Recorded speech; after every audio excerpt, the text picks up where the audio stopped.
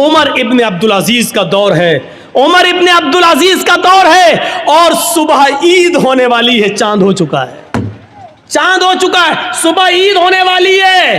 عمر ابن عبدالعزیز کی بیوی کہتی ہے دیکھو آپ کے پاس بھی کپڑے نہیں ہیں پہننے کو، میرے پاس بھی نہیں ہے، ہم اور آپ تو پرانے کپڑے پہن لیں گے، لیکن بچہ نئے کپڑے کی ضد کر رہا، بچے کے لیے تو نیا کپڑا ہونا چاہیے، پڑوس کے بچے نئے کپڑا پہنیں گے اور امیر المومنین کا بیٹا پرانے کپڑے۔ کہا میری بیوی بیت المال سے مجھے اتنی تنخواہ نہیں ملتی کہ میں اس سے اپنے بچے کو نیا کپڑا پہنا سکوں۔ بیوی نے کہا امیر المومنین نے 1 مہینے کی تنخواہ ایڈوانس لے لیجیے، اگلے مہینے مت لیجیے گا۔ کہا بیوی مشورہ اچھا دے رہی ہو، ہوتا ہے کبھی کبھی لوگ کسی کے یہاں کام کرتے ہیں، صاحب میری بیوی بیمار ہے 1 مہینے کی ایڈوانس تنخواہ دے دو، ہم دھیرے دھیرے کٹا دیں گے، کوئی بری بات نہیں ہے اگر مالک راضی ہو جائے تو۔ عمر ابن عبدالعزیز نے ایک لیٹر لکھا اور اپنے خادم سے کہا جاؤ بیت المال کے کیشیئر سے کہنا یہ لیٹر دے دینا، وہ تمہیں 1 مہینے کی تنخواہ ایڈوانس دے دے گا۔ امیر المومنین خوش تھے، عمر ابن عبدالعزیز کے 1 مہینے کی تنخواہ ایڈوانس، اور وہ تو میرا خادم ہے وہ تو دے ہی دے گا، جب ہم نے آرڈر دے دیا لکھ کے دے دیا تو وہ دے دے گا۔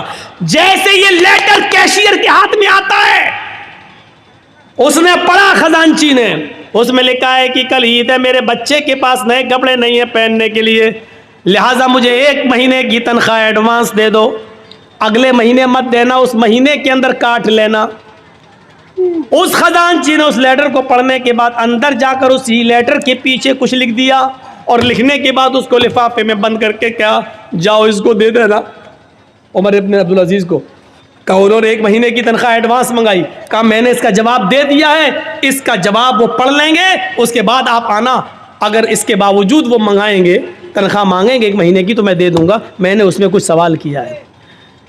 خادم لفافہ لے کر عمر ابن عبدالعزیز کے پاس پہنچتا ہے، عمر ابن عبدالعزیز نے کہا کیا اس نے 1000 کیا اس نے 1 مہینے کی تنخواہ ایڈوانس نہیں دی؟ کہا پتہ نہیں، اس لفافے میں کچھ رکھ دیا ہے۔ لفافہ کھولا تو کیا دیکھتے ہیں کہ میرے ہی لفافے میرے ہی لیٹر کے پیچھے کچھ اور لکھا ہے، اس کو پڑھتے ہیں، اس میں لکھا ہوا ہے عمر ابن عبدالعزیز امیر المومنین، آپ کا حکم سراخوں پر، آپ کو 1 مہینے 5 مہینے 6 مہینے آپ جتنی کہیں اتنی تنخواہ میں دینے کے لیے آزاد ہوں، میں دینے کے لیے تیار ہوں۔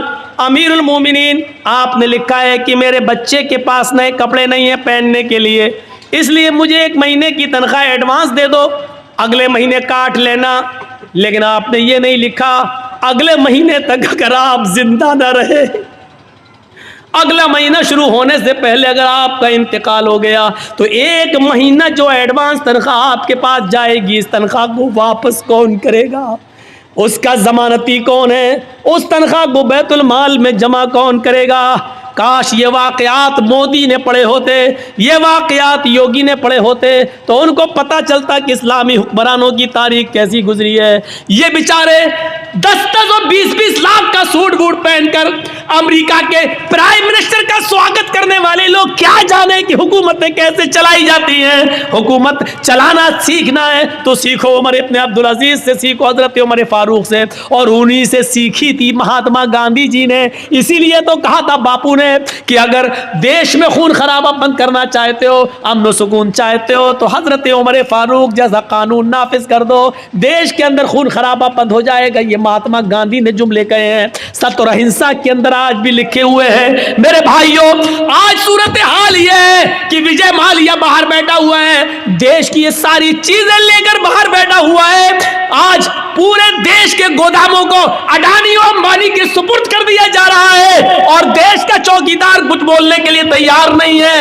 ہزاروں کروڑ کی افیم اور گانجا اور چرس بمبئی کے ایئرپورٹ، بمبئی کے پورٹ پر سمندر کے اوپر پکڑی جا رہی ہے، لیکن میرے بھائیوں اس کے منگانے والے کو، اس کے مالک کے کو آج تک پوچھنے کے لیے بھی نہیں بلایا جا رہا ہے۔ آج اس طریقے سے حکومتیں چل رہی ہیں۔ ایک حکومت وہ بھی تھی کہ حضرت عمر فاروق کا بیٹا ملک شام کے اندر تھا، اور اس نے رات کے اندر کھجور کو رس کو سڑایا، نچوڑا، وہ نبیذ بن گیا، صبح ہوتے ہوتے اس کے اندر نشہ آ گیا، اس کو معلوم نہیں تھا اور اس نے نبیذ پی لی۔ عمر فاروق کے بیٹے نے نبیذ پی لی، شراب کی ایک قسم ہے، اس کو معلوم نہیں تھا کہ یہ سڑ چکی ہے اور اس میں نشہ آ گیا ہے۔ جب وہ پی لیا تو اس میں نشہ آ گیا، ملک شام کے گورنر کو پتا چلا تو حضرت عمر فاروق کے بیٹے کو بلایا اور 40 کوڑے لگوا دیے ملک شام کے اندر. لیکن مدینے میں جب عمر فاروق کو پتا چلا کہ میرا بیٹے نے شراب پی لی اور یہ بھی پتا چلا کہ 40 کوڑے لگ گئے، لیکن اس کے باوجود لیٹر لکھا عمر ابن عاص کو کہ میرے بیٹے کے لیے میں گھوڑا بھیج رہا ہوں اسپیشل، اس گھوڑے سے میرے بیٹے کو جلدی واپس مدینے بھیجا جائے. بیٹا خوش تھا کہ میرے ابو نے کوئی ارجنٹ کام کے لیے بلایا.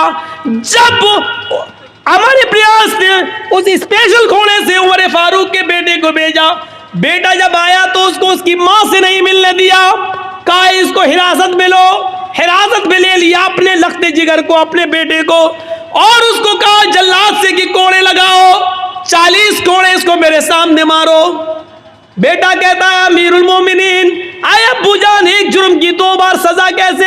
40 کوڑے کی سزا تو میں نے ملک شام میں کھا لی ہے، دھوکے سے نشے والی چیز پی لی، اس کے باوجود میں نے 40 کوڑے وہاں کھا لیے، پھر یہاں کیوں مارا جا رہا ہے؟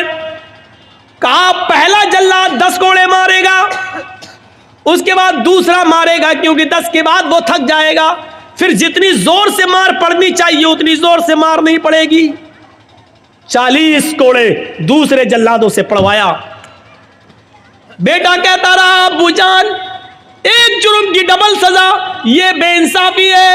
حضرت عمر کہتے رہے بیٹے مجھے عمر ابن عاص پر بھروسہ نہیں ہے. کہ اللہ کی قسم انہوں نے کوڑے مارے لگوائے، ہاں میں جانتا ہوں کوڑے لگوائے، لیکن میرا دل کہتا ہے کہ عمر ابن عاص نے رعایت برتی ہوگی، جتنی زور سے کوڑے مارنا چاہیے اتنی زور سے نہیں پڑے ہوں گے، اس لیے کہ آپ امیر المومنین کے بیٹے ہیں، عمر فاروق کے بیٹے ہیں، یہ سوچ کر جلادوں نے ہلکے ہلکے کوڑے مارے ہوں گے. آج اصلی کوڑے اب پڑیں گے تمہارے اوپر. جب اپنوں کو سزا دینے کا رواج تھا تو جرائم بند تھے، جب اپنوں کو بچایا جاتا ہے تو جرائم کا انبار لگتا ہے اور جرائم پیدا ہوتے ہیں. سیکھو حکومت ایسے چلتی ہیں. آئے عمر ابن عبدالعزیز آپ کو اگر 1 مہینے کی تنخواہ دے دوں ایڈوانس، اگلے مہینے اگر آپ زندہ نہیں رہے انتقال ہو گیا تو 1 مہینے کی یہ تنخواہ واپس کون کرے گا؟ حضرت عمر ابن عبدالعزیز رونے لگے اور اپنی بیوی سے کہنے لگے بیوی جس امیر المومنین کا کیشیئر اتنا زیادہ امانت دار ہو، اتنا زیادہ اللہ سے ڈرنے والا ہو کہ وہ اپنے امیر کو بھی اپنے حاکم کو بھی سوال کر رہا ہو، تو مجھے امید ہے کہ انشاءاللہ 1 درم کی بے ایمانی نہیں ہوگی. میرا بچہ کل پرانے کپڑے ہی پہنے گا. 1 مہینے کی تنخواہ میں ایڈوانس نہیں لیں گے، کیونکہ ہمیں یہ معلوم نہیں ہے کہ اگلے مہینے ہم زندہ رہیں گے بھی یا نہیں رہیں گے. میرے بھائیوں یہ واقعات ہمیں جھنجھوڑ دیتے ہیں، یہ واقعات ہمیں جھنجھوڑ دیتے ہیں اندر سے. وہ کون سا منظر تھا؟ یہی عمر ابن عبدالعزیز تھے جن کی بیوی حاملہ تھیں، پیٹ میں بچہ تھا، اور آپ جانتے ہیں ڈاکٹر کہتے ہیں کہ جس کے پیٹ میں بچہ ہو اس عورت کو کھاتے پیتے رہنا چاہیے، کیونکہ ماں جو کھائے گی وہی بچے کو بنے گا. لیکن یہاں 4 دن سے ماں کو کچھ نہیں ملا. ڈر ہو گیا کہ یہ بچہ کہیں مر نہ جائے پیٹ میں. ماں کھائے گی تو بچے کو لگے گا، جب ماں ہی بھوکی ہے تو بچہ تو ویسے ہی مر جائے گا. عمر ابن عبدالعزیز کی بیوی کہتی ہیں اپنی خادمہ سے، خادمہ تمہارے مالک تو مجھے کچھ دیں گے نہیں، ایسا کرو بیت المال سے میں چلی جاؤ. اور سنو یہ واقعہ جھنجھوڑ دے گا. بیت المال میں چلی جاؤ، 1 پیالہ دودھ وہاں کے خزانچی سے کیشیئر سے لے آؤ، دیکھو اگر میں نے دودھ نہیں پیا کچھ کھایا نہیں تو پیٹ کا بچہ مر جائے گا جو امانت ہے. رات کی تاریکی میں خادمہ نکلتی ہے اور بیت المال کے کیشیئر سے کہتی ہے، بیت المال کے خزانچی سے کہتی ہے کہ 1 پیالہ دودھ دے دو. ہماری مالکن عمر ابن عبدالعزیز کی بیوی کو حمل ہے، پیٹ میں بچہ، 4 دن سے کچھ نہیں کھایا، بچہ کہیں بھوک کی وجہ سے مر نہ جائے. بچہ اگر مر گیا تو یہ بہت بڑی ذمہ داری ہوگی، 1 پیالہ دودھ دے دو. اس نے جلدی سے سنا عمر ابن عبدالعزیز کی بیوی ہیں اور پیٹ میں بچہ ہے اور 4 دن سے کچھ نہیں ملا، تو اس نے سوچا بچہ نہ مر جائے، جلدی سے 1 پیالہ دودھ دے دیا، جاؤ لے جاؤ. رات کا تقریباً یہی ٹائم ہوگا 2:30 عمر ابن عبدالعزیز اٹھ چکے تھے, کنویں کے پاس بیٹھ کر وضو بنا رہے تھے. انہوں نے دروازہ کھلتے ہوئے دیکھا. تھوڑی دیر کے بعد دیکھتے کہ ایک عورت ہماری خادمہ چادر میں کچھ چھپائے ہوئے چلی آ رہی ہے.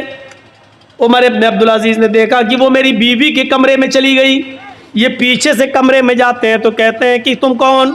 کہ میں آپ کی خادمہ. کیا دے رہی ہو میری بیوی کو؟ کیا دیکھتے ہیں کہ میری بیوی کے ہاتھ میں دودھ کا پیالہ ہے. عمر ابن عبدالعزیز نے کہا تمہیں اس ذات کی قسم جس کے قبضے میں ہم تم دونوں کی جان ہے, جب تک مجھے حساب نہ دے دو کہ یہ دودھ کہاں سے آیا میں تمہیں پینے کی اجازت نہیں دیتا. عمر ابن عبدالعزیز کی بیوی نے دودھ کا پیالہ روک لیا. کہا امیر المومنین میری نیت پہ شک مت کریے, 4 دن سے صرف پانی پی رہی ہوں, کھانے پینے کو کچھ نہیں ہے. آپ کی امانت میرے پیٹ میں پل رہی ہے. اگر یہ بھوکی رہ گئی, اگر مجھے کچھ نہیں ملا تو اس کی بھی پرورش نہیں ہوگی اور یہ پیٹ میں مر جائے گا. اس لیے میں نے ایک پیالہ دودھ بیت المال سے منگوا لیا. فرمایا میری بیوی بیت المال کے ایک پیالہ دودھ کو لینے کے لیے ہمیں بیت المال کے سارے مسلمانوں کو جمع کرنا پڑے گا. جب وہ ہمیں خوشی خوشی اجازت دے دیں کہ ایک پیالہ دودھ تم اپنی بیوی کو دے سکتے ہو تب تمہارے لیے جائز ہوگا, بنا ان کی اجازت کے ہم تمہیں دودھ نہیں دے سکتے. کہ امیر المومنین آپ نے اتنے دن خدمت کی ہے, کیا آپ کو اجازت نہیں دیں گے؟ دیکھیے مجھے ڈر ہے کہ یہ بچہ کہیں مر نہ جائے, اس لیے مجھے پینے کی اجازت دیجیے. اچھا چلیے ادھار ہی صحیح, جب آپ کو تنخواہ ملے گی تو ایک پیالہ دودھ وہاں واپس کر دیا جائے گا. عمر ابن عبدالعزیز کہتے نہیں, یہ بنا اجازت کے دودھ لیا گیا ہے, اس لیے اس کو بھی لینے کے لیے اجازت لینا پڑے گی. یہ دودھ یہاں لاؤ. جب چھیننے لگے تو بیوی دینا نہیں چاہ رہی تھی اور قسم دے کر کہتی ہے آپ کو اللہ کا واسطہ ایک پیالہ دودھ پی کر اس بچے کی جان بچا لینے دیجئے مجھے. عمر ابن عبدالعزیز نے دودھ کا پیالہ چھین کر دونوں ہاتھ اس کے چھوڑ دیے اور چھین ہی لیا اور اپنے ہاتھ میں لینے کے بعد کہا ہرگز نہیں. کہا امیر المومنین پھر آپ یقین کر لیجئے کہ یہ بچہ مر جائے گا, یقین کر لیجئے کہ یہ بچہ مر جائے گا. عمر ابن عبدالعزیز نے کہا اگر یہ پیالہ تمہیں دے دوں تو؟ کہا پھر اس بچے کے بچنے کی امید ہے. عمر ابن عبدالعزیز کہتے ہیں آنکھوں میں آنسو آ گئے. کہتے میری بیوی مسلمانوں کی امانت میں خیانت کر کے ایک پیالہ دودھ تمہیں دے کر پلا دیا جائے اور اس کو پی کر یہ بچہ زندہ ہے, یہ بچہ زندہ رہ سکتا ہے, تو اپنے اس پیٹ کے بچے سے کہہ دو کہ مجھے تیری زندگی نہیں چاہیے. اپنے اس پیٹ کے بچے سے کہہ دو کہ مجھے تمہاری زندگی نہیں چاہیے. بیوی پیٹ میں بچہ مرتا ہے تو مر جائے, مجھے اس بچے کی موت گوارا ہے لیکن امانت میں خیانت گوارا نہیں ہے. ایک پیالہ دودھ کی بے ایمانی ہمیں قبول نہیں ہے. گئے اور بیت المال میں وہ دودھ جمع کر کے بیت المال کے کیشیئر کو نوکری سے ہٹا دیا کہ تم نے میری اجازت کے بغیر یہ دودھ کیسے دیا. ان واقعات کی روشنی میں ہم کیسے لگ رہے ہیں, اور ان واقعات کی روشنی میں ہم تو چھوڑو مودی اور یوگی کیسے لگ رہے ہیں. ان واقعات کی روشنی میں میرے بھائیوں ہم سب تصور کریں, ہم سب دیکھیں, ہم سب سیکھیں, ہم سب جانیں. اور لال بتھانی والوں ہم بار بار تمہارا نام لال بتھانی کہہ رہے ہیں. نام انہی کا لیا جاتا ہے جن سے محبت ہو, نام ان کا لیا جاتا ہے جن کے بارے میں دل میں جگہ ہو. میں اس لیے کہہ رہا ہوں کیونکہ آپ کے بارے میں کچھ تو غلط فہمیاں میرے دل میں ڈالی گئی. 15 سال سے ہم سے برابر کہا جا رہا ادھر مت جانا, ادھر مت جانا, اور میری کھوپڑی میں نہیں بیٹھ رہا تھا کہ کون لال بتھانی. 15 سال ہو گئے ہمارے ذہن میں نہیں آ رہا. ارے وہاں تو ایسا ہوتا ویسا ہوتا. اب میں مائک میں ہوں, میں بتاؤں گا نہیں, وہ سب ریکارڈ ہو جاتا ہے, اسی لیے میں منع کر رہا تھا. ایسا ہوتا ویسا ہوتا, کوئی نہیں اس دنیا کے اندر. سن لو, کوئی اتنا نیک انسان نہیں ہے کہ جو اتنا بڑا نیک ہو کہ نیکیوں میں اس نے فرشتوں کو فیل کر دیا ہو. کوئی اتنا بڑا نیک بھی نہیں ہے کہ اس کی عبادتیں اتنی زیادہ ہوں کہ اس نے فرشتوں کو سے آگے نکل گیا ہو. اور اس دنیا میں کوئی اتنا گناہ گار بھی نہیں کہ گناہوں میں اس نے ابلیس سے بھی وہ آگے بڑھ گیا ہو. سن لو, ہم اور آپ بیچ میں ہیں, نہ تو اتنے نیک ہیں کہ ہم جبرائیل کو فیل کر دیں، نہ اتنے ہم نیک ہیں کہ فرشتوں کی عبادت سے بڑھ جائیں، نہ اتنے بڑے ہم گناہگار ہیں کہ ہم ابلیس کو پیچھے کر دیں۔ اسی لیے فرمایا اللہ کے رسول نے کل بنی آدم خطاؤن وخیر الخطائین التوابون، ہر ابن آدم سے خطا اور غلطی ہوتی ہے، بہتر غلطی کرنے والا اور بہتر گناہگار وہ ہے گناہ کر کے اپنی غلطی کی فوراً توبہ کر لے، جان بوجھ کر گناہ نہیں، دھوکے سے گناہ ہو جائے تو اپنی غلطی کی فوراً توبہ کر لے اور اپنے رب کو منا لے، اپنے رب کو راضی کر لے۔ لال بتھانی کے لوگوں سنا ہے میں نے، اللہ کرے کہ یہ چیز غلط ہو، اللہ کرے جس نے مجھے بتایا ہو یہ چیز غلط ثابت ہو جائے۔ سنا ہے کہ جہاں بھو مافیا گیری چلتی ہے، جہاں ہم دوسروں کی زمینوں پر قبضہ کیے ہیں، زمین میری 4 بیگھہ ہے اور ہم 20 بیگھہ کے مالک بنے بیٹھے، جہاں یہ برائی ہمارے اندر ہے، وہاں شراب نوشی بھی بہت زیادہ بڑی ہوئی ہے ہمارے سماج میں، معاشرے میں۔ جس نے مجھے بتایا اللہ کرے کہ یہ خبر غلط ہو، لیکن اگر صحیح ہے تو سمجھ لو کہ یہ بہت بڑا جرم عظیم ہے۔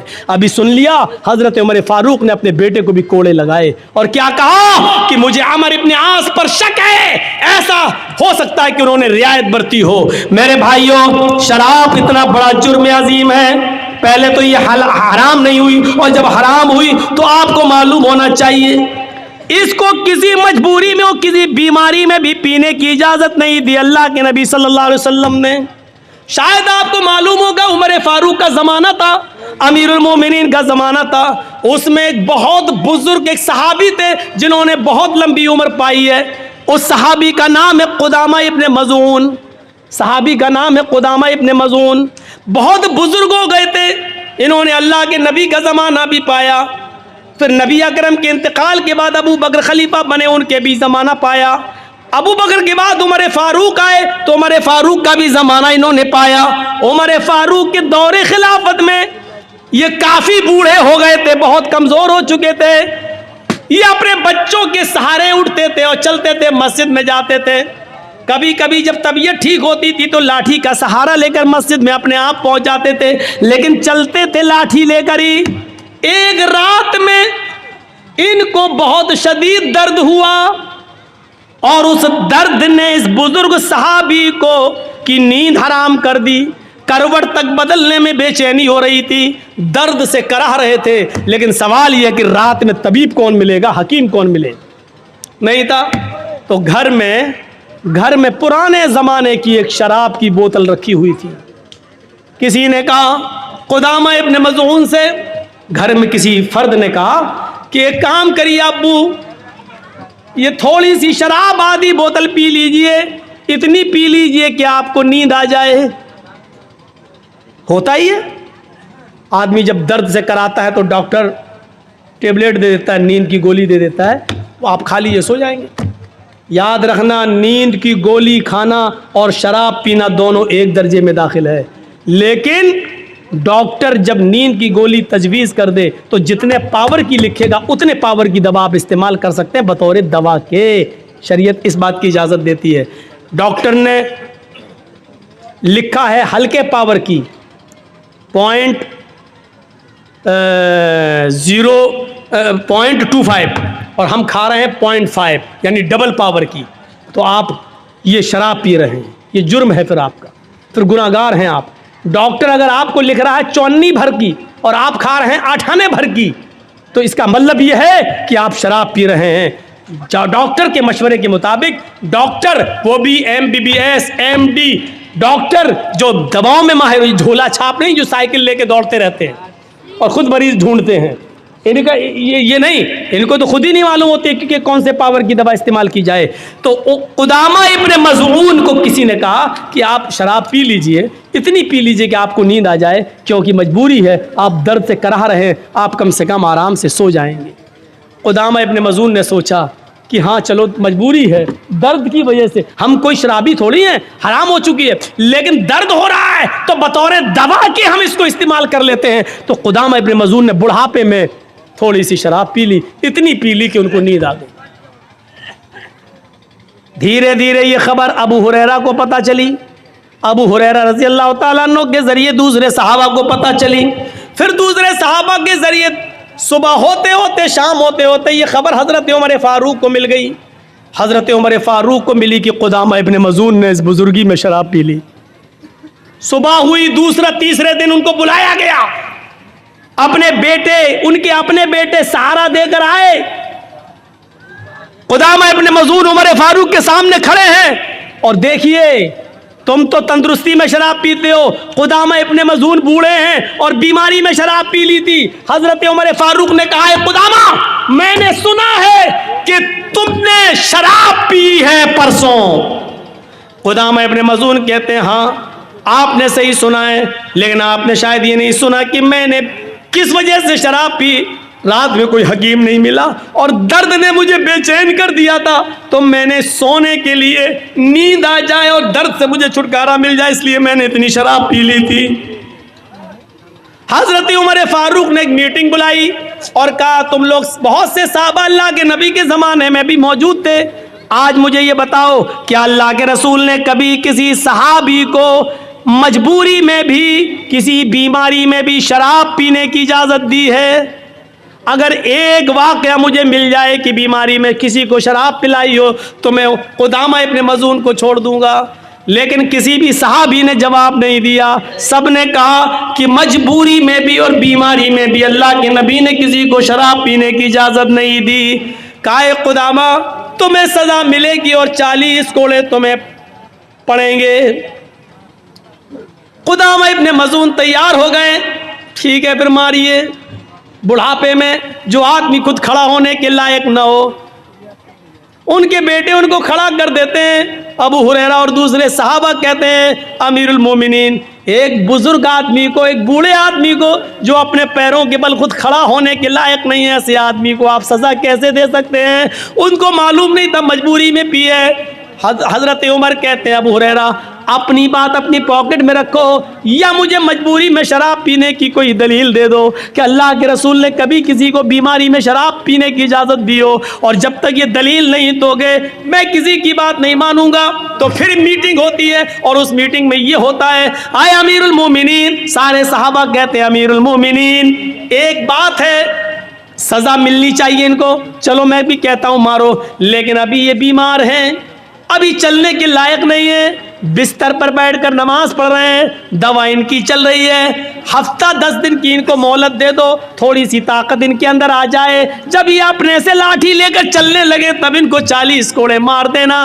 ابھی بیچارے چلنے کے لائق نہیں ہے، کل تو ان کو درد ہی ہو رہا تھا اور آج یہ بیچارے اپنے بچوں کے سہارے پر کھڑے ہو کر یہاں تک آئے ہیں۔ حضرت عمر فاروق نے کہا سوری میں تمہاری اس پیشکش کو بھی نہیں مان سکتا، مان لو میں نے ان کو 10 دن کی مہلت دے دی، 15 دن کی مہلت دے دی، ایک مجرم میرے سامنے کھڑا ہے اور میں نے ان کو 20 دن کی 10 دن کی مہلت دے دی، لیکن اس مہلت سے پہلے میں ہی انتقال کر جاؤں تو کل قیامت کے دن میں اپنے رب کو کیا جواب دوں گا؟ جب میرا رب کل مجھ سے پوچھے گا مجرم مل گیا تھا پھر تم نے سزا کیوں نہیں دی، اس کی سزا کو ملتوی کیوں کر دیا؟ یہ سزا آج ہی ملے گی۔ اور پھر حضرت عمر فاروق نے 2 لوگوں کے سہاروں پر حضرت قدامہ ابن مظعون کو کھڑا کر دیا اور اسی بیماری کے اندر ان کو 40 کوڑے مارے گئے۔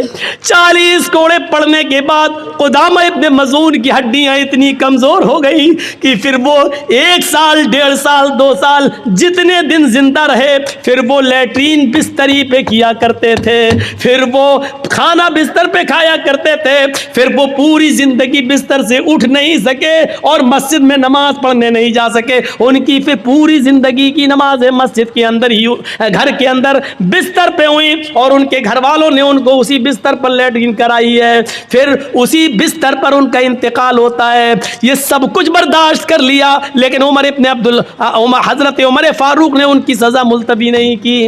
آپ اندازہ لگا سکتے ہیں ایک بوڑھے آدمی کو بھی سزا دی گئی، 40 کوڑے مارے گئے جبکہ اس نے بیماری میں اور مجبوری میں اور درد کی وجہ سے شراب پی، لیکن قدامہ کو بھی سزا دی جاتی ہے۔ میرے بھائیوں پھر ہم تو نوجوانی کے عالم میں شراب پی رہے ہیں، ہم کہاں ہیں؟ ہماری حیثیت کیا ہے؟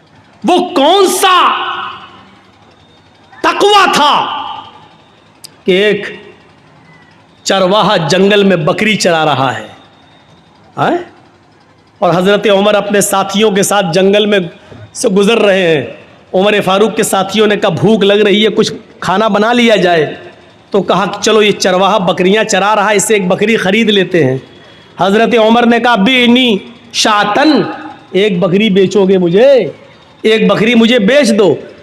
چرواہے نے کہا بکری میری نہیں ہے، میرے مالک کی ہے، ہم تو غلام ہیں، ہم تو اس کا حکم مانتے ہوئے بکری چرانے آئے ہیں جنگل میں۔ اس کو معلوم نہیں کہ میرے سامنے جو ہستی کھڑی ہے یہ 22 لاکھ مربع میل پر حکومت کرنے والی ہستی ہے، یہ عمر ہے، اس کو معلوم نہیں ہے چرواہے۔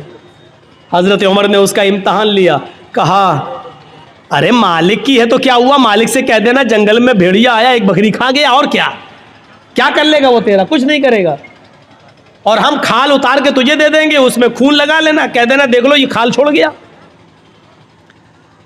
اس چرواہے نے کہا خاموش۔ حضرت عمر سے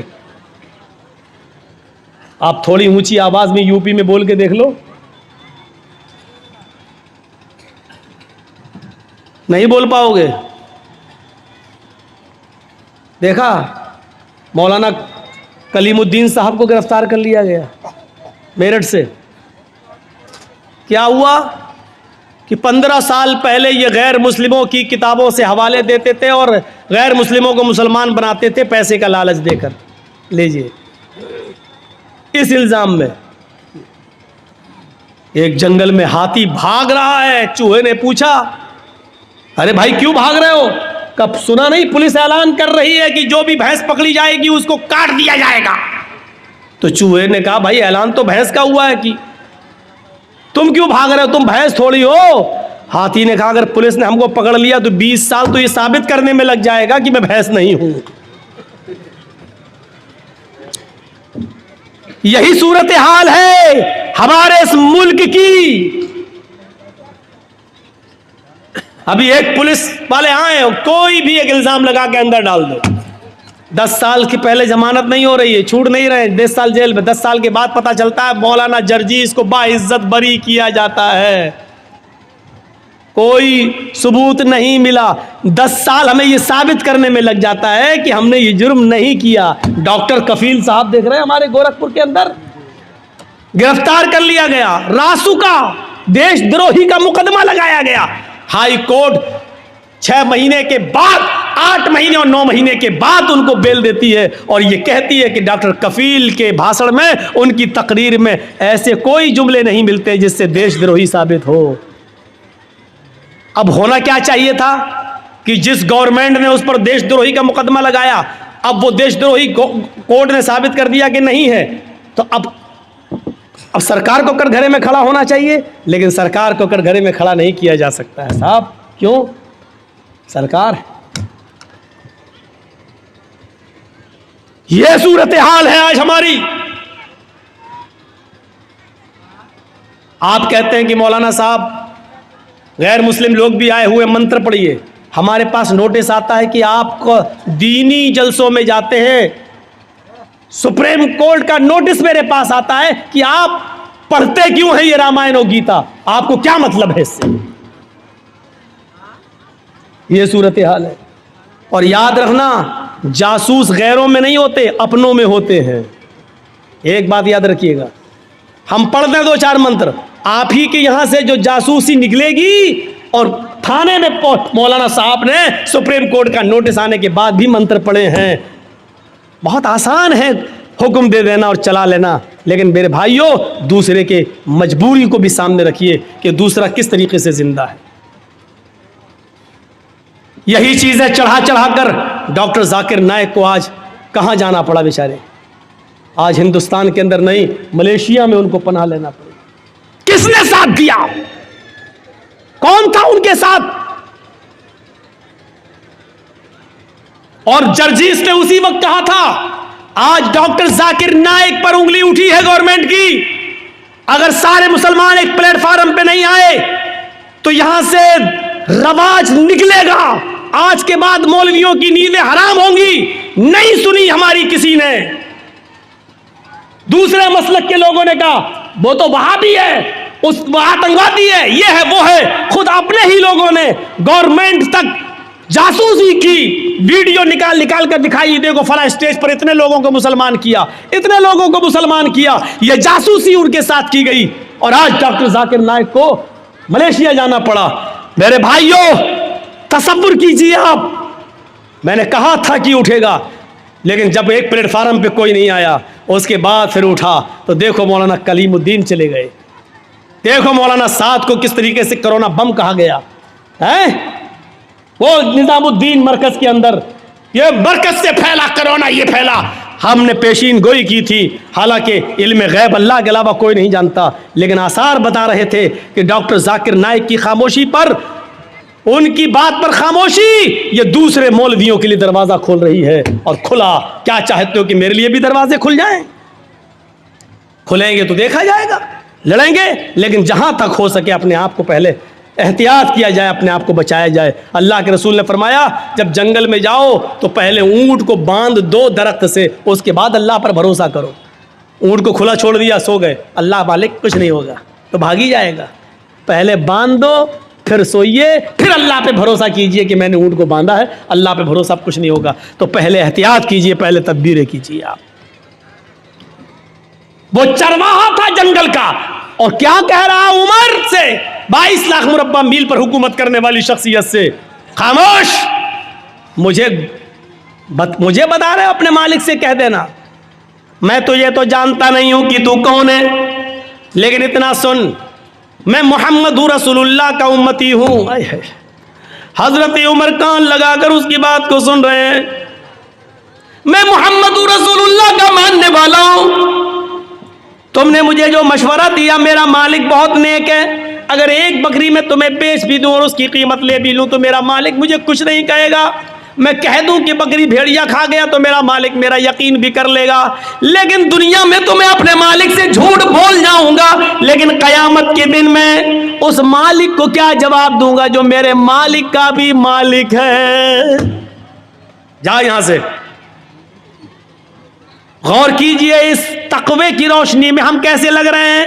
لال بتھانی کے لوگوں ایمانداری کے ساتھ بتانا، اس چرواہے کے تقوی کی روشنی میں ہم کیسے لگ رہے ہیں۔ ہم اپنے گریبان میں بٹن کھول کر ذرا چھانکے تو ہم کتنے % مسلمان نظر آ رہے ہیں۔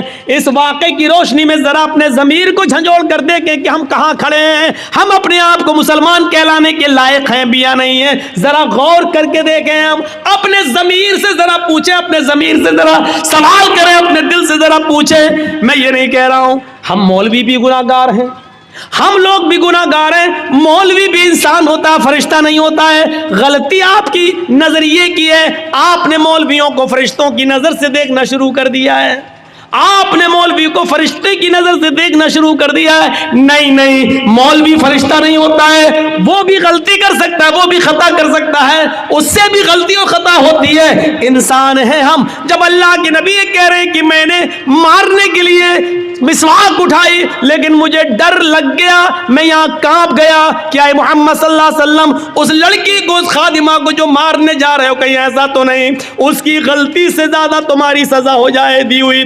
اگر اس کی غلطی کم پڑ گئی اور آپ کی یہ چھڑی، آپ کی یہ مسواک سے اس کو تکلیف اس سے زیادہ لگ گئی تو ہو گئی، تو قیامت کے دن آپ اپنے رب کو کیا جواب دیں گے؟ قیامت کے دن کیا منہ دکھائیں گے؟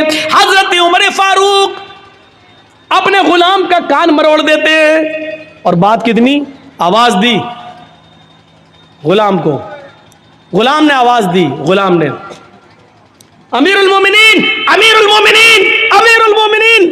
حضرت عمر اس وقت پیشاب کر رہے تھے، ان کو غصہ آیا، کمینہ امیر المومنین، امیر چلا جا رہا ہے۔ وہ جلدی سے نکلے اور ادھر آئے اور اپنے غلام، ادھر کیا آواز دے رہا، پکڑا کان مروڑ دیا کس کے، یس ہٹ چل ادھر بیٹھ۔ اس غلام نے صرف اتنا کہا، امیر المومنین میں آپ کا خادم ہوں، آپ کا غلام ہوں، آپ نے میرا کان جو مروڑا ہے، مجھے ایسا لگتا ہے کہ میں نے کوئی غلطی نہیں کی ہے، لیکن اگر آپ کو لگتا ہے کہ آپ نے جائز صحیح وجہ سے، صحیح ریزن کی وجہ سے آپ نے میرا کان مروڑا ہے تو ٹھیک ہے، لیکن ایک بار غور کر لینا کہ آپ نے میرا کان صحیح مروڑا یا غلط، اور کچھ نہیں، اتنا کہا۔ حضرت عمر نے کہا جب تجھے معلوم تھا کہ میں استنجا کر رہا ہوں، پیشاب کر رہا ہوں، تو تو امیر المومنین، امیر المومنین کیوں چلا رہا تھا؟ اس نے کہا امیر المومنین، اس ذات کی قسم جس کے قبضے میں میری جان ہے، اگر مجھے معلوم ہوتا کہ آپ فلاں جگہ بیٹھ کر استنجا کر رہے ہیں، پیشاب کر رہے ہیں، تو میں آپ کو نہیں بولتا، میں اتنا پاگل نہیں ہوں کہ دیکھ لوں کہ کوئی آدمی پیشاب کر رہا اور اس کے باوجود بھی چلاتا رہوں؟ مجھے معلوم ہے کہ بغیر استنجا کیے ہوئے کوئی آ ہی نہیں سکتا ہے، تو میں کیوں چلاتا؟ مجھے نہیں معلوم تھا۔ حضرت عمر نے کہا تم ٹھیک کہہ رہے ہو، ادھر آؤ، جتنی زور سے میں نے تمہارا کان مروڑا ہے تم بھی میرے کان کو اتنی تیز اتنی سختی کے ساتھ تم بھی مروڑ لو۔ اس نے کہا امیر المومنین آپ کو اپنی غلطی کا احساس ہو گیا، ہم نے آپ کو معاف کر دیا۔ حضرت عمر کہتے ہیں نہیں، اب تو میں اس کان کو مروڑ کر اپنا بدلہ لینا ہوگا۔ اس نے کہا میں نے معاف کر دیا۔ کہا نہیں تم مجھے اس لیے معاف کر رہے ہو کیونکہ میں تمہارا مالک ہوں، میں تمہارا آقا ہوں، تم میرے غلام ہو، اس لیے میرے ڈر سے تم معاف کر رہے ہو۔ اس نے کہا میں اللہ کے لیے آپ کو معاف کر رہا ہوں۔ کہا نہیں نہیں میں انتقام دوں گا، تم اپنا بدلہ لے لو۔ جب حضرت عمر نے ضد کی تو اس نے کان مروڑ دیا۔ حضرت عمر کو معلوم تھا کہ میں نے اس کا کان کتنی تیز مروڑا۔ کہا اور تیز، اور تیز۔ نہیں ابھی بھی تم رعایت کر رہے ہو، اور تیز۔ جب حضرت عمر کو لگا کہ ہاں اتنا تیز میں نے اس کا کان اینٹھا ہوگا تو حضرت عمر فاروق کان کو اینٹواتے جا رہے ہیں اور کہتے جا رہے ہیں اے عمر دیکھ لے تیری اوقات کیا ہے، اے عمر دیکھ لے تیری اوقات کیا ہے، تیری حیثیت کیا ہے۔ ایک معمولی غلام تیرا کان مروڑ رہا ہے اور تو اپنے آپ کو امیر المومنین سمجھ رہا ہے، اپنے آپ کو حاکم سمجھ رہا ہے، اپنے آپ کو امیر المومنین تصور کر رہا ہے۔ اس طریقے سے جملے کہہ کہہ کر اپنے تکبر کو ختم کرتے تھے کہ تکبر ہمارے اندر نہ آ جائے۔ ایک معمولی غلام تمہارا کان پکڑ کے ہینٹ رہا ہے اور تم اپنے آپ کو امیر المومنین سمجھ رہے ہو۔ یہ اسلام کی تعلیم کا تعلیمات کے اثرات تھے جو صحابہ کرام کی زندگی پر مرتب ہوئے۔ میرے بھائیوں ایک ہلکا سا کان مروڑ دیا تو اس کا بھی بدلہ دے رہے ہیں۔ ہم نے کتنے لوگوں پر ظلم کیے ہیں، کبھی ان کی امانتوں کو واپس کرنے کی کوشش کی ہے، کبھی آپ نے معافی مانگنے کی کوشش کی ہے؟ یاد رکھنا مولانا جرجیس 15-16 سال کے بعد اس لال بتھانی میں آئے ہیں۔ 16 سال کے بعد ہم جو آئے ہیں آپ کی اس بستی میں، 15 سال کے بعد، 15 سال کے بعد، 15 سال پہلے جنہوں نے میرا پروگرام سنا تھا اور 15 سال کے بعد آج جو پروگرام سن رہے ہیں میرا، یہ 15 سال کی جرجیس کی زندگی چیخ چیخ کر یہ کہہ رہی ہے کہ آئے جرجیس تو اپنی زندگی کے 15 سال کم کر چکا ہے۔ اللہ نے تیری زندگی میں جتنے دن لکھے تھے اب ان دنوں میں تو 15 سال کم کر چکا ہے۔ جن لوگوں نے 15 سال کے بعد آج میری تقریر سن رہے ہیں ان کی زندگی چیخ چیخ کر کہہ رہی ہے کہ وہ بھی اپنی زندگی کے 15 سال کم کر چکے ہیں۔ تمہاری اور میری زندگی چیخ چیخ کر کہہ رہی ہے کہ جرجیس اور اے لال بتھانی والوں تم 15 سال اپنی قبر کے قریب ہو چکے ہو، تم اپنے اصلی منزل قبر کے قریب جا چکے ہو۔ اب تمہارے اور قبر کے درمیان زیادہ فاصلہ نہیں، اس دوری میں 15 سال کی کمی ہو چکی ہے۔ نہیں، اس سے بھی بڑھ کر ایک اور بات، 2 ہی ٹھکانے ہیں ہمارے اور آپ کے، یا تو ہم اور آپ جنت میں جائیں گے یا جہنم میں، بس تیسرا کوئی ٹھکانہ نہیں۔ کسی سے بھی پوچھ لو تیسرا کوئی ٹھکانہ ہے؟ نہیں، 2 ہی ٹھکانے، جنت یا جہنم۔ ہم اور آپ یا تو جنتی یا جہنمی۔ اللہ کے ہاں حساب و کتاب پورے اترے جنتی، ناکام ہو گئے تو جہنمی۔ میں اب ایک بات اور کہہ رہا ہوں، 15 سال کی یہ زندگی چیخ چیخ کر کہہ رہی ہے لال بتھانی والوں تمہاری بھی اور جرجیس میری بھی کہ تم جنت یا جہنم کے اور اتنے قریب ہو چکے ہو کہ 15 سال کا عرصہ کم ہو چکا ہے۔ تم یا تو اپنی جنت کے قریب ہو یا اپنی جہنم کے۔ جنت کے آثار تو دکھائی نہیں دے رہے ہیں، جہنم کے آثار تو بالکل ظاہر نظر آ رہے ہیں۔ جنت کے آثار کیسے نظر آ جائیں؟ حضرت عمر فاروق جن کو اللہ کے نبی نے اسی دنیا میں جنت کی بشارت دی تھی، عمر تم جنتی، لیکن وہ بھی کہتے کہ آسمان سے اگر کوئی فرشتہ پکار کر یہ کہے کہ اس دنیا کے سارے لوگ جنت میں جائیں گے، کوئی فرشتہ پکار کے کہے کہ سب جنتی، پوری دنیا جنتی، صرف ایک انسان جہنم میں جائے گا، ایک آدمی جہنم میں جائے گا۔ حضرت عمر کہتے ہیں اگر فرشتہ یہ کہتے کہ سب جنتی ایک جہنمی، تو میں یہ سمجھوں گا کہ جہنم میں جانے والا وہ ایک جہنمی کہیں میں تو نہیں. یہ عمر فاروق کا حال ہے. پھر ہم اور آپ کیسے سو جاتے ہیں اپنے بستر پر یہ سوچ کر کہ ہم تو جنت میں جائیں گے, ہم جنتی ہیں. ہم نے کیسے یہ تصور کر لیا کہ ہم مریں گے تو ہم جنت کے اندر جائیں گے؟ یہ تصور ہمارے دل و دماغ میں آ کیسے گیا؟ اور جب یہ یقین نہیں ہے کہ ہم جنت میں جائیں گے یا جہنم میں, پھر ہمیں ہنسی کیسے آ جاتی ہے؟ ہمارے چہرے پہ مسکراہٹ کیسے آ جاتی ہے؟ ہم ایک دوسرے سے ہنس اور مذاق, ہنسی کا کھیل کیسے کھیل لیتے ہیں اور مذاق کیسے کر لیتے ہیں؟ اللہ کے نبی جب جہنم کا دورہ کر کے آئے, معراج سے واپس آئے, جنت و جہنم دیکھ کر آئے, اس دنیا میں آئے تو فرماتے ہیں لو تعلمون ما اعلم لضحكتم قليلا ولبكيتم كثيرا. لوگوں, میں نے جہنم کے جو عذاب کا منظر دیکھا ہے, اگر میں تمہیں بتا دوں, اگر تم جان جاؤ جہنم میں کیا کیا عذاب ہے, جو میں دیکھ کر آیا ہوں, جو میں جانتا ہوں جہنم کے بارے میں, اگر وہ تمہیں معلوم ہو جائے لضحكتم قليلا ولبكيتم كثيرا, تو زندگی بھر تم روتے روتے گزار دو گے, ہنسنا چھوڑ دو گے, ہنسنا بھول جاؤ گے, اور روتے روتے تمہاری زندگی گزر جائے گی, ہنسو گے کم اور رو گے زیادہ. یہ صورتحال ہے ہماری. ہمیں نیند کیسے آ رہی ہے, کیسے ہم آرام سے اپنے بستر پہ سو جاتے ہیں, اور کیسے ہماری ہمت ہو جاتی ہے ایک دوسرے کے اوپر ظلم کرنے کی. امام کائنات فرماتے ہیں اللہ کے نبی نے کہ تم اپنی زندگی میں ایک زمانہ ایسا بھی دیکھو گے قیامت سے پہلے, اور ایمانداری سے بتانا یہ ہے کہ نہیں. یصبح الرجل مومنا وَيُمْسِي كَافِرًا وَيُمْسِي مُؤْمِنًا وَيُصْبِحُ كَافِرًا يَبِيعُ دِينَهُ بِعِرَضٍ مِّنَ الدُّنْيَا.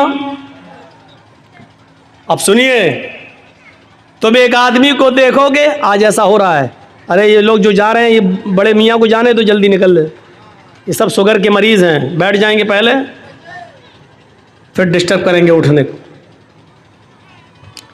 اور ابھی جس کو اٹھنا اٹھ جاؤ یار, بیچ میں اٹھتے تو تھوڑا ڈسٹرب ہوتا ہے ہمیں. صبح کو دیکھو گے کہ ایک آدمی مومن ہوگا, اٹھے گا, وضو بنائے گا, فجر کی نماز پڑھنے جائے گا, فجر کی نماز کے بعد قرآن کی تلاوت کرے گا. یصبح الرجل مومنا, تم دیکھو گے کہ ایک آدمی صبح ایمان کی حالت میں کرے گا. ایمانداری کے ساتھ بتائیے گا یہ زمانہ ہے کہ نہیں. آدمی صبح سویرے حالت ایمان میں اٹھے گا, صبح فجر میں وضو بنائے گا, نماز پڑھے گا, قرآن کی تلاوت کرے گا. یمسی کافرن, لیکن سورج ڈوبنے سے پہلے پہلے, شام ہونے سے پہلے پہلے وہ کافر ہو جائے گا.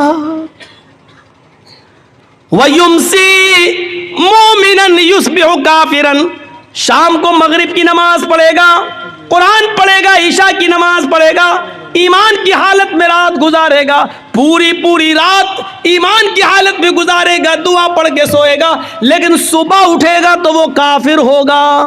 کیوں؟ یبیع دینہ بعرض من الدنیا, وہ دنیا کے چند سکے حاصل کرنے کے لیے, دنیا کے چند روپیوں کے لیے, دنیا کے چند ٹکڑوں کے لیے اپنے دین کو بیچ دے گا. ہم نے کتنے داڑھی والے دیکھے ہیں اور جرجیس ہم نے اپنی آنکھوں سے دیکھے ہیں, صبح آدمی نماز پڑھا ہے, روزہ بھی رکھا ہے, ہاں نفلی روزے سے بھی ہے, نماز بھی پڑھا ہے, ہاں اس کو کوئی ٹکٹ مل گیا ہے, سرپنچ کا ٹکٹ مل گیا ہے, مکھیا کا چناؤ لڑ رہا ہے, یا چیئرمینی کا یا ایم ایل اے کا ٹکٹ اس کو ملا ہے, مسلمان ہے, نام اس کا محمد سے شروع ہو رہا ہے, سب کچھ ہے, نماز پڑھتا ہے, قرآن کی تلاوت بھی کرتا ہے, فجر میں تو ایسے اٹھا, لیکن شام ہونے سے پہلے پہلے ہم نے دیکھا ہے کہ وہ غیر مسلموں کے ووٹ پانے کے لیے اپنے چہرے پر ٹیکا بھی لگا لیتا ہے, मंदिर में भी चला जाता है और मूर्ति के ऊपर वो फूल और माला भी चढ़ा लेता है। अल्लाह के नबी फरमाते हैं यबीउदीनहु बिरज़िम मिनद दुनिया, सुबह उठेगा तो मोमिन होगा, शाम होने से पहले पहले, सूरज डूबने से पहले पहले काफिर हो जाएगा। वो अपने दीन को दुनिया के चंद टुकड़ों में बेच देगा। देख लो, अपने इलाकों में देख लो, आसपास के एरियो में देख लो, ऐसा मंजर आप एक नहीं 50 जगह मिल जाएगा। और लोग क्या कह रहे हैं, साहब हिंदुस्तान में रहना तो क्या, हम क्या हिंदू नेता लोग क्या रमजान के महीने में टोपी नहीं लगाते हैं? तो आप क्या चाहते हैं कि वो कर रहे हैं तो हम भी वही करें? हमारा मुल्क, हमारा देश और हमारे मुल्क का कानून अपने मजहब पर अमल करने की हमें पूरी इजाजत देता है। हाँ, दूसरों के मजहब से हमें नफरत नहीं होनी चाहिए, लेकिन आप इस हद तक गिर जाए कि हालत ईमान में उठे और शाम होते होते आप उसी रंग में रंग जाएं। सूरत हाल आप देख रहे हैं। जरा Mumbai high court, Maharashtra high court और आप उड़ीसा हाई कोर्ट वगैरह की के रिकॉर्ड उठा के देखें और वहां की सरकारों के नियम और कानून देखें तो आपको पता चलेगा कि ये क्या प्लानिंग हो रही है। महाराष्ट्र गवर्नमेंट ने यह कानून पास कर दिया है कि जितने भी कॉलेजेस और यूनिवर्सिटीज़ हैं, मेडिकल वगैरह हैं, उनमें अल्पसंख्यक में सबसे ज़्यादा मुसलमान ही हैं। ईसाई और यहूदी और मुसलमानों सब अल्पसंख्यक में आते हैं, लेकिन निशाना हमारे ऊपर है। अल्पसंख्यक लड़कियों को 50% एडमिशन दिया जाए। मैं पूछना चाहता हूँ कि आपको हम मुसलमानों की लड़कियों की इतनी फिक्र क्यों हो रही है? 50% का कोटा छोड़ दो, 10% का कोटा ही हमारे मुसलमान लड़कों के लिए क्यों नहीं रख देते हो? मुसलमान लड़कों के लिए कोई कोटा नहीं। यूनिवर्सिटीज में, कॉलेजेस में, नौकरियों में लड़कियां अल्पसंख्यक यानी मुस्लिम लड़कियां 50%। और ऐसा कब हुआ? जब नागपुर में एक मीटिंग हो गई। और नागपुर में मीटिंग किसकी होती है बताने की जरूरत नहीं है, समझ गए होंगे आप। जब मीटिंग हो गई और उस मीटिंग में यह तय कर दिया गया कि अब मुसलमान लड़कियों को स्कूलों में ज्यादा से ज्यादा एडमिट करो और गैर मुस्लिम लड़कों को ज्यादा से ज्यादा छूट दे दो, और वो लड़के इन लड़कियों के साथ दोस्ती करें और दोस्ती प्यार और मोहब्बत में बदल जाए, और प्यार और मोहब्बत में बदलने के बाद ये दोनों लड़का लड़की कोर्ट मैरिज करें और 2 बच्चे 3 बच्चे पैदा करने के बाद इन लड़कियों को छोड़ दिया जाए आवारा, और लड़के जो पैदा हों बच्चे उनको अपने पास रख लिया जाए और लड़कियों को जो आई हैं उनको धक्के देके भगा दिया जाए। ये प्लानिंग जब हो चुकी उसके बाद यूनिवर्सिटी में 50% कोटा दे दिया जा रहा है। और कुछ ना आकिबत अंदेश आज भी महाराष्ट्र की सरजमीन पर जो मुस्लिम नेता लोग हैं, मुस्लिम लीडर, गवर्नमेंट बहुत अच्छा काम कर रही है हमारी लड़कियों के लिए। ये उन्हीं के दलाल होते हैं। आपने लड़कों के लिए कोशिश क्यों नहीं की? सोचो आप। और बंगाल की एक लड़की, एक औरत, हम नहीं नाम लेंगे,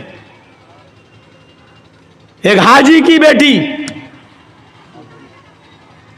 समझ गए ना? बस एक इंटरव्यू में आके क्या बोलती है कि इस्लाम इतना तंगदिल नहीं है कि एक गैर मुस्लिम लड़के के साथ शादी करने पर वो हमें इस्लाम से निकाल दे। और अभी हाल ही में इंटरव्यू क्या आया, उसने अपने पुराना वाला आदमी छोड़ दिया है, अब एक नए लड़के के साथ रंगरलियां मनाई और उसका एक बच्चा भी उससे पैदा हुआ। उससे पूछा शादी कब करेंगी? उसने कहा शादी की क्या जरूरत है, हम लोग प्यार और मोहब्बत के साथ रह रहे हैं। بس ہم لوگوں کی زندگی صحیح گزر رہی ہے، بس گزر رہی ہے. تمہارے بیان سے مجھے کوئی اعتراض نہیں ہے، لیکن تم یہ کہو کہ اسلام اس کو بری نظر سے نہیں دیکھتا، ہمیں اس جملے پر اعتراض ہے. بس تم ننگا ناچ ناچو، ننگی ہو کر گھومو، مجھے کوئی فرق نہیں پڑتا میرے اوپر، لیکن جب اسلام سے جوڑنے کی کوشش کروں گی اپنے اس گھناؤنے کردار کو، اس کریکٹر کو جب اسلام سے جوڑو گی تو ہم مدافعت کے لیے اپنی آواز اٹھائیں گے. اس کے لیے چاہے میڈیا ہمیں ننگا کرے، چاہے جو بھی کرے، ہم سب کی سنیں گے، لیکن ہم اسلام کی آواز کو بلند کریں گے اور بتائیں گے کہ غلط کیا ہے. یا ایھا الذین آمنوا اتقوا اللہ حق تقاتہ، بات یہاں سے نکلتی ہے اور اللہ کے حضرت عمر فاروق کی آنکھوں میں آنسو آ جاتے ہیں کہ ایک چرواہے کے اندر بھی اللہ کا یہ ڈر ہے، اللہ کا یہ خوف ہے. دوسرے دن آتے ہیں اور اس کے مالک کو حکم دیتے ہیں کہ اپنے غلام کو لے کر دربار میں آؤ. غلام کا مالک اپنے غلام کو لے کر دوسرے دن عمر فاروق کے دربار میں جاتا ہے. غلام نے دیکھا یہ تو کل ہمیں جنگل میں ملے تھے، آج ہمیں ڈنڈے ماریں گے، کوڑے ماریں گے، کل ہم نے ان کو بکری نہیں بیچی، کل ہی ہم سے ایک بکری مانگ رہے تھے، اور آج یہ تو امیر المومنین ہے، یہ تو امیر المومنین ہے. حضرت عمر فاروق نے مالک سے کہا کہ تمہارا غلام میں خریدنا چاہتا ہوں، بتاؤ کتنے میں بیچو گے؟ اس نے کہا امیر المومنین میرا غلام بڑا نیک ہے، اللہ والا، میں اس کو نہیں بیچ سکتا. حضرت عمر فاروق نے کہا دیکھو اس کو مجھے ضرورت ہے، میں تمہیں اس کی ڈبل قیمت دوں گا، جو لوگ اس کی قیمت دے رہے ہوں اس سے ڈبل قیمت میں تمہیں دے دوں گا، لیکن مجھے اس غلام کی ضرورت ہے. مالک کو لالچ آ گیا کہ جب ڈبل قیمت مل رہی ہے تو اس کو دے دو، ہم اتنے میں تو 2 غلام خرید لیں گے.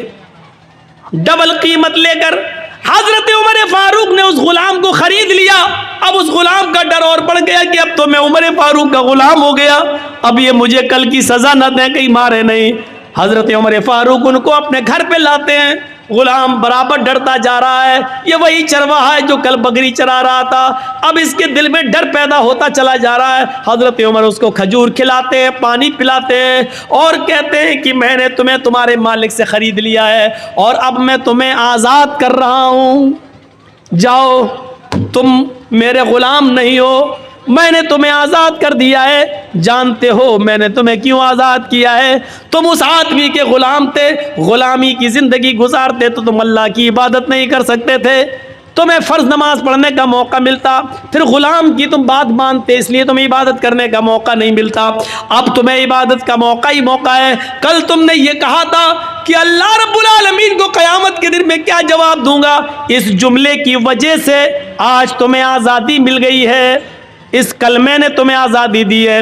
اگر اسی طریقے سے اللہ سے ڈرتے رہے تو انشاءاللہ قیامت کے دن اللہ تعالیٰ تمہیں جہنم سے بھی آزادی دلا دے گا. اگر اسی طریقے کی تمہاری زندگی گزرتی رہی تو تقوی والوں کو انعام مل جاتا تھا، جو اللہ سے ڈرتے تھے اس کو امیر المومنین انعام دیتے تھے. میرے بھائیوں، آج ہم نے کسی اللہ سے ڈرنے والے کو انعام دیا؟ کسی نیک و متقی آدمی کو دیکھا تو کبھی ہمت پڑی کہ ہم اس کو کچھ مدد کر دیں؟ کبھی ہماری ہمت نہیں پڑتی کہ ہم اس کی کچھ مدد کریں. کیوں؟ مدد کرنے کی ہمت نہیں پڑتی. آپ نے دیکھا ہوگا ایک لڑکا ہے، اس کا باپ انتقال کر چکا ہے، اس کے پاس 1 بیگھہ زمین ہے. اب دیکھیے میں آپ کو کہاں لے جا رہا ہوں. اس کے پاس 1 بیگھہ زمین ہے، 1 بیگھہ زمین ہے، لیکن اچانک اس کی ماں کو کینسر ہوتا ہے.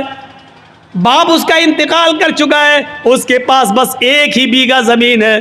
اس کی ماں کا علاج ہونا ہے، علاج کے لیے اس کو اپنی زمین بیچنا پڑ رہی ہے. اس زمین کی قیمت 2 لاکھ ہے. ہم گاؤں کے سرپنچ ہیں، ہم گاؤں کے مکھیا ہیں، ہم گاؤں کے پیسے دار ہیں، ہم گاؤں کے امیر آدمی ہیں. ہماری نظر خراب ہے، ہم اس زمین کو خریدنا چاہتے ہیں. ہمارے گھر سے لگی ہوئی ہے وہ زمین، اور ہمیں معلوم ہے کہ یہ بیچے گا کیونکہ اس کی ماں بیمار ہے. ایسا ہے کہ نہیں؟ آج کل ایسا ہے نا. 2 لاکھ کی زمین، ہمیں معلوم ہے اس کی قیمت 2 لاکھ کی ہے، لیکن اب ہمیں معلوم ہے کہ اس کا باپ نہیں ہے, ماں بیمار ہے, وہ علاج کرائے گا اور علاج کے لیے اس کو زمین بیچنا پڑے گی, لیکن اب تو وہ زمین کم داموں میں بھی بیچے گا. اب ہمیں امید ہے کہ 1.5 لاکھ میں مل جائے. وہ آدمی آتا کہتا کہ بھائی آپ کے گھر سے لگی ہوئی ہے, میری زمین ہے, میں اس کو بیچنا چاہتا ہوں. آپ نے کہا نہیں آیا, مجھے ضرورت نہیں ہے صاحب, میری ماں کی طبیعت خراب ہے, میں اس کے علاج کے لیے ٹاٹا ہاسپٹل جاؤں گا بمبئی, میں پٹنہ میں جا رہا ہوں, میں اس کا علاج کرانا چاہتا ہوں, میری زمین کی قیمت 2 لاکھ روپے ہے, تم لے لو. یہ آدمی کہتا ہے نہیں صاحب مجھے ضرورت ہی نہیں ہے, اور اگر تمہیں دینا ہی ہے تو 1.5 لاکھ کی دے دو, 1 لاکھ کی دے دو. ابھی تو زمین کی کوئی قیمت ہی نہیں, لاک ڈاؤن کے بعد زمین کی قیمت بڑھی کہاں رہی ہے, حالات ایسے ہی ہیں, مجبور آدمی ہے بیچارہ. اس نے کہا ٹھیک ہے لاؤ, 2 لاکھ کا مال ہے, 1.5 لاکھ دے دو. آپ نے 1.5 لاکھ روپے اس کو دے دی اور زمین لے لی. اللہ کی قسم 2 لاکھ کی زمین اس کی مرضی کے باوجود جو 1.5 لاکھ کی لی ہے, اس 1.5 لاکھ کے لینے کے باوجود اس نے چاہے جیسے دی ہو, اس کی رضامندی کے باوجود آپ نے جو 1.5 لاکھ میں خریدی ہے, آپ اس کے باوجود بھی ڈکیت کہلائیں گے, آپ بے ایمان کہلائیں گے, آپ یتیم کا حق مارنے والا کہلائیں گے, آپ مجبور کی مجبوری کا فائدہ اٹھانے والے کہلائیں گے. اللہ کے یہاں سماج میں تو یہ ہوگا نہیں صاحب وہ 1.5 لاکھ میں تیار تھا, اس نے دے دی, اس نے لے لی, وہ تو تیار تھا. قاضی شریح ایک گھوڑا خریدنا چاہتے تھے, بازار میں جاتے ہیں, گھوڑا دیکھتے ہیں, پوچھتے ہیں گھوڑے والے یہ گھوڑا کتنے کا ہے, اس نے کہا 400 درہم کا. قاضی شریح نے کہا کیا میں اس کو ذرا چلا کر دیکھ لوں, انہوں نے کہا دیکھ لو. قاضی شریح اس گھوڑے پر بیٹھتے ہیں اور جاتے ہیں, تھوڑی دور چل کے واپس آتے ہیں اور کہتے ہیں گھوڑے والے سچ بتا کہ تو کس مجبوری میں گھوڑا بیچ رہا ہے. اس نے کہا مجھے کوئی مجبوری نہیں ہے. کہا کہ پھر تو اتنا اچھا گھوڑا 400 درہم میں کیوں بیچ رہا ہے, تیرا گھوڑا چلا کر میں نے دیکھا تیرا گھوڑا 400 نہیں بلکہ 500 درہم کے لائق ہے. اس نے کہا قاضی صاحب آپ قاضی ہیں, حضرت علی نے آپ کو جج بنایا ہے, میرے قیمت 400 مانگی ہے, اگر آپ کو 500 درہم کا لگتا ہے تو 500 دے دیجئے, ورنہ میری طرف سے خوشی سے 400 ہیں, اگر آپ 500 دینا چاہیں تو مجھے کیا اعتراض ہوگا. قاضی شریح کہتے رکیے ایک مرتبہ اور چلا کر دیکھتا ہوں. اس گھوڑے کو انہوں نے دوبارہ چلایا اور آ کر کہتے ہیں آئے اللہ کے بندے سچ سچ بتا تجھے کیا مجبوری ہے. اس نے کہا مجھے کوئی مجبوری نہیں ہے. اس نے کہا مجھے کوئی مجبوری نہیں ہے. کہا پھر تو اتنا اچھا گھوڑا 500 درہم میں کیوں دے رہا ہے. اس نے کہا 500 میں نہیں 400 میں دے رہا ہوں, آپ 500 دینا چاہیں تو ٹھیک ہے. کہا نہیں یہ 500 سے بھی اوپر بلکہ 600 درہم کا گھوڑا ہے تیرا.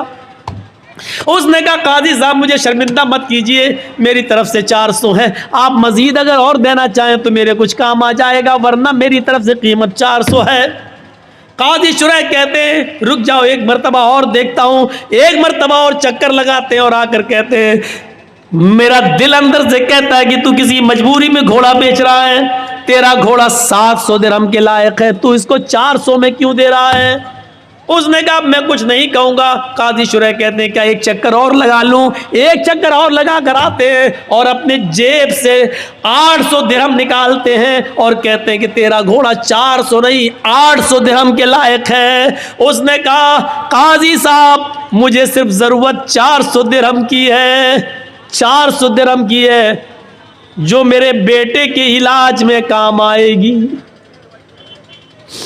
قاضی شریح سمجھ گئے کہ یہ مجبوری میں بیچارہ بیچ رہا تھا, اور قاضی شریح نے اس گھوڑے کی صحیح قیمت لگائی اور 800 درہم دیے. میرے بھائیوں کبھی آپ کو ایسا بھی ہوا ہے کہ ایک آدمی جس کی ماں بیمار ہے 2 لاکھ کی زمین وہ بیچ رہا ہے, کبھی آپ نے سوچا کہ چلو 2 کی جگہ 2.25 دے دو, چلو 2.5 دے دو, بیچارہ اپنی ماں کے علاج میں کام کر لے گا. ہماری زمین تو 5-6 سال میں اور قیمت بڑھی جائے گی, لیکن اس کا تو کم سے کم ماں کا علاج ہو جائے گا. کبھی 2 لاکھ کی زمین کو 2,25,000 میں لینے کی کوشش کی آپ نے, کبھی 2.5 لاکھ دینے کی کوشش کی آپ نے, نہیں. 2 لاکھ کی زمین کو 1.5 لاکھ میں لینے والے تو ہزاروں مل جائیں گے.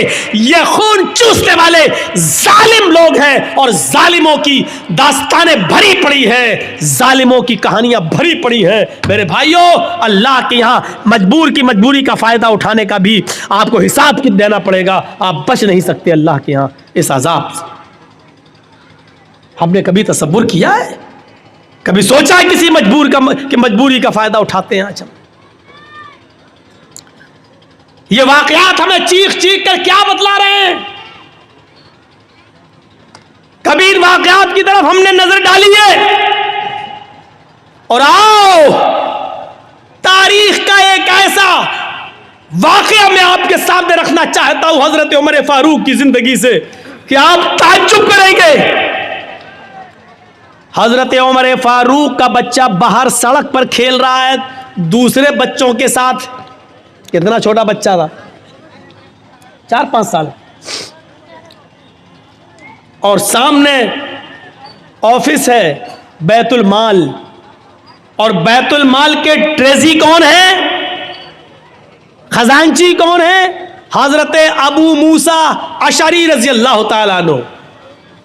حضرت ابو موسیٰ اشعری. حضرت ابو موسیٰ اشعری باہر نکلتے ہیں بیت المال کے آفس سے, دیکھتے ہیں کہ کچھ بچے باہر کھیل رہے ہیں اور وہ دکان سے کوئی چیز خرید کر کھا رہے ہیں, لیکن عمر فاروق کا بچہ کچھ نہیں کھا رہا ہے. باہر جب نکلتے ہیں تو 1 درہم پڑا ہے سڑک پر. 1 درہم پڑا ہوا ہے. 1 درہم 1 روپیہ, مان لو آج کے حساب سے 1 روپیہ. 1 درہم زمین پر پڑا, اس کو اٹھا لیا. یہ درہم کس کا ہوگا پتہ نہیں. وہ درہم حضرت عمر فاروق کے بیٹے کو دے دیا, لو بیٹا یہ لو, یہ بچے کوئی چیز کھا رہے ہیں تم بھی کھا لو.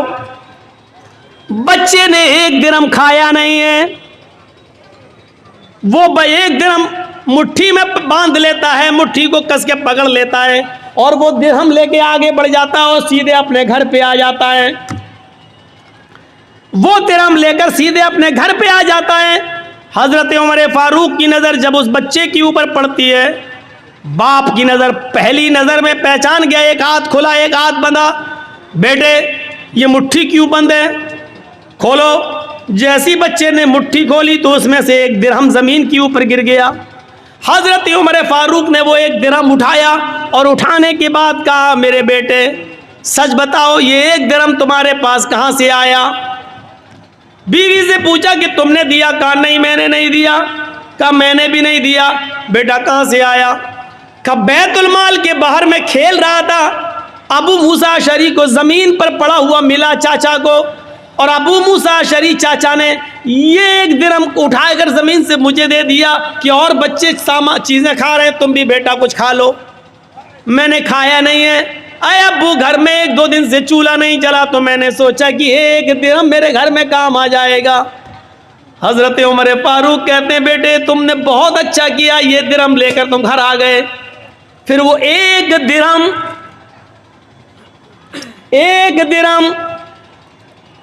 10-20 بیگھے زمین پر ناجائز قبضہ کرنے والوں, بھو مافیا بننے والوں,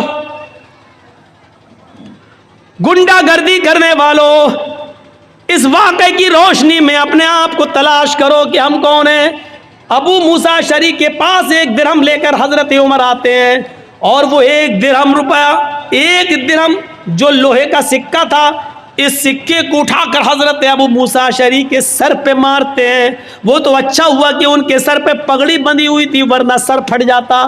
وہ 1 درہم ان کے سر پہ مارتے ہیں, پگڑی پہ لگتا ہے لیکن اتنی زور سے مارا تھا کہ پگڑی کے اوپر سے بھی وہ 2 درہم کا اثر ان کے سر میں ہوتا ہے, یعنی ان کو اس کی ہلکی سی چوٹ کا اثر سر کے اندر محسوس ہوتا ہے.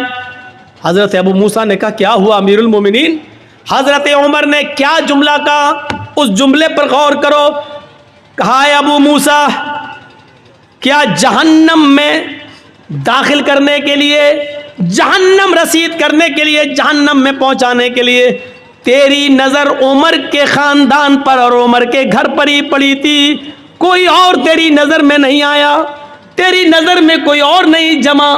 کیا جہنم پہنچانے کے لیے تیری نظر عمر کے گھر پر ہی پڑی تھی؟